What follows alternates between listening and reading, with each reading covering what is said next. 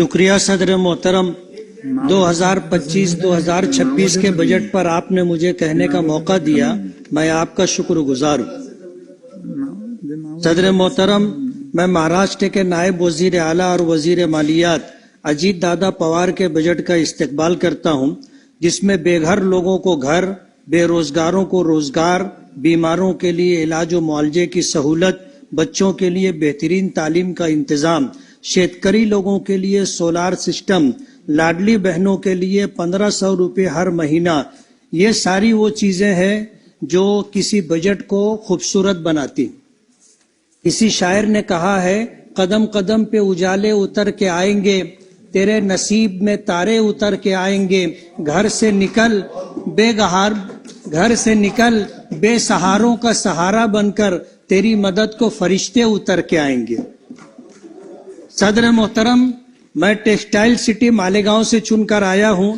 देश भर में 40 लाख से जायद पावरलूम चलते हैं, जिनमें से सादा पावरलूम की तादाद 36 लाख है, जिसमें 18 लाख सादा पावरलूम महाराष्ट्र में चलते हैं। सदर मोहतरम, खेती के बाद देश भर में सबसे ज्यादा रोजगार देने वाली सनत पावरलूम है। मेरी अजीत दादा पवार साहब से गुजारिश है कि पावरलूम सनत के लिए बिजली जरूरी है और महाराष्ट्र में बिजली का रेट दूसरी रियासतों के मुकाबले में ज्यादा है। महाराष्ट्र में बिजली का रेट कम होना चाहिए। दादा ने बजट में बिजली रेट में कमी का आश्वासन दिया है, मैं इस पर दादा का शुक्रगुजार हूँ। मेरी गुजारिश है कि आपके इस आश्वासन पर जरूर अमल होना चाहिए। पिछले टर्म में टेक्सटाइल मिनिस्टर चंद्रकांत दादा पाटिल साहब ने 75 पैसे और 1 रुपया मजीद सब्सिडी का फैसला किया था। मेरी गुजारिश है कि ये सब्सिडी जारी रहना चाहिए। सदर मोहतरम, बिजली में रेट कम होने के साथ साथ मालेगांव शहर में टेक्सटाइल पार्क बनना चाहिए। मालेगांव में सादा पावरलूम की तादाद लगभग 4 लाख है। एक पावरलूम के जरिए 2.5 लोगों को रोजगार मिलता है। ये सनत तरक्की करेगी तो लोगों को रोजगार मिलेगा। सदर मोहतरम, मालेगांव में पावरलूम की एक बड़ी तादाद होने के बावजूद मालेगांव में जिनिंग फैक्ट्री और स्पिनिंग मिल नहीं है।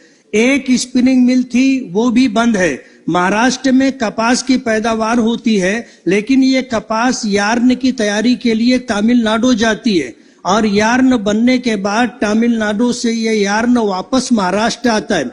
महाराष्ट्र में कपड़ा तैयार होता है और फिर ये कपड़ा फिनिशिंग के लिए गुजरात और राजस्थान जाता है, फिर ये कपड़ा वापस महाराष्ट्र में आता है। इस तरह ये कपड़ा जिसकी लागत 50 रुपया होनी चाहिए थी, तमिलनाडु और गुजरात राजस्थान जाने की वजह से ये कपड़ा 150 से 200 रुपये में मिलता है।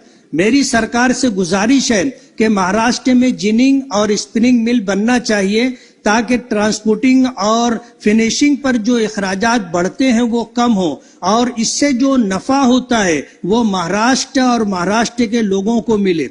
अध्यक्ष महोदय, मालेगांव में 67% लोग झोपड़पट्टियों में रहते हैं, जिनको मूलभूत सुविधा भी हासिल नहीं है। मेरी दादा से गुजारिश है कि मालेगांव को एक अच्छा बजट दिया जाए ताकि लोगों की तकलीफ खत्म हो। इसी किरीट सोमैया साहब मालेगांव आए थे, करोड़ रुपया विधानसभा इलेक्शन से पहले मालेगांव लोगों के अकाउंट में आया था। उसकी इंक्वायरी होना चाहिए थी, जिस तरह होनी थी नहीं हुई।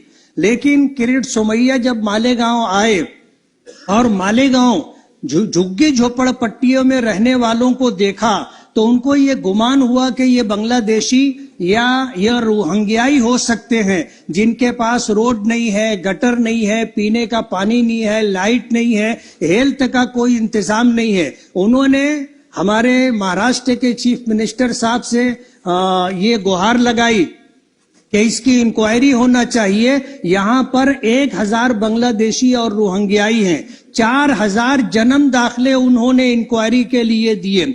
तकरीबन 3000 से 3200 जन्म दाखिलों की इंक्वायरी हो चुकी, एक भी बांग्लादेशी या रोहिंग्याई नहीं मिला।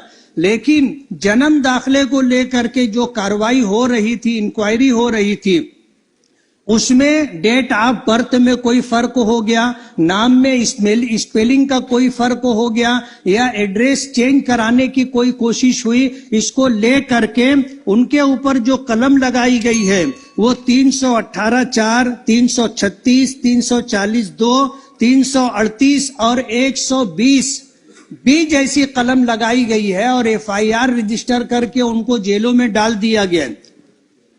मेरी आपसे ये गुजारिश है कि वो करोड़ रुपए जो विधानसभा इलेक्शन से पहले मालेगांव लोगों के अकाउंट में आए थे, उसकी पूरी इंक्वायरी होना चाहिए। मैं वहां से इलेक्शन लड़ रहा था, मुझे तो 1 रुपया भी नहीं मिला, लेकिन ऐलान ये हुआ कि ये वोट जिहाद है। अब मालेगांव में अगर माइनॉरिटी मुस्लिम अक्सरियत है तो ये इल्जाम लगाना कि यहाँ वोट जिहाद हो रहा था, ये उचित नहीं है। इसकी पूरी इंक्वायरी होनी चाहिए। आखिरी एक, अध्यक्ष महोदय, मालेगांव में टेक्सटाइल पार्क होना चाहिए, मालेगांव में एक इंजीनियरिंग कॉलेज और एक माइनॉरिटी मेडिकल कॉलेज होना चाहिए। मेरी दादा से गुजारिश है कि इस तरफ थोड़ी सी तवज्जो देंगे तो मालेगांव जो बहुत सारी सहूलतों से महरूम है, वो सारी सहूलतें अगर मिल जाएंगी तो मालेगांव का विकास होगा। मालेगांव एक टेक्सटाइल सिटी है और लोगों को रोजगार का एक जरिया है। मेरी आपके माध्यम से मिनिस्टर अजीत दादा पवार साहब से गुजारिश है कि मेरी ये कुछ गुजारिशात थी, इस पर तवज्जो दें।